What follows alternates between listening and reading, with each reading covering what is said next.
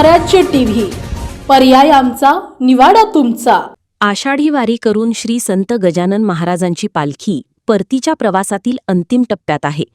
आज पालखी खामगाव येथे मुक्कामी असून उद्या सकाळी पालखी शेगाव येथे विसावणार आहे।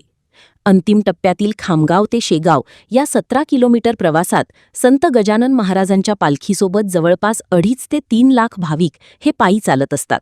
या भाविकांना संत गजानन महाराज उपासना परिवाराकडून मोदकांचा महाप्रसाद वितरित करण्यात येणार आहे।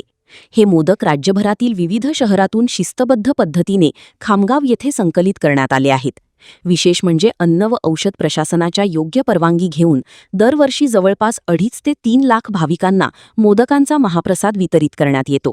संजीव पाटील, संत गजानन महाराज उपासना परिवार, आदर्श नगर महिला मंडळ खामगाव यांच्या वतीने आज आपल्यासमोर श्री गजानन महाराज चरणी जो महानैवेद्य उपक्रम आम्ही राबवलेला आहे त्या संदर्भात आपणास माहिती देऊ इच्छिते।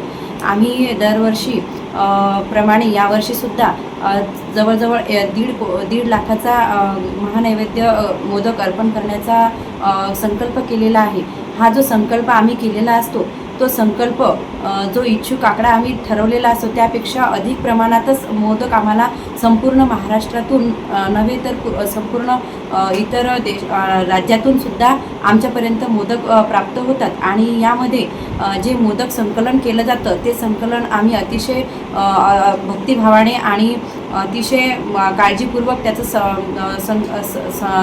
संकलन करून त्याचं आम्ही वाटपही अतिशय काळजीपूर्वक असं करत असतो। आणि हा आमचा जो संकल्प आहे हा दिवसेंदिवस कल्पवृक्षाप्रमाणे वाढतच आहे। बुलढाणा जिल्ह्यातील महत्त्वाच्या घटना आणि घडामोडी पाहण्यासाठी तुम्ही निर्भीड स्वराज्य या चॅनलला अद्यापही सबस्क्राईब केलं नसेल तर आत्ताच जाऊन सबस्क्राईब करा आणि बेल आयकॉन दाबायला विसरू नका।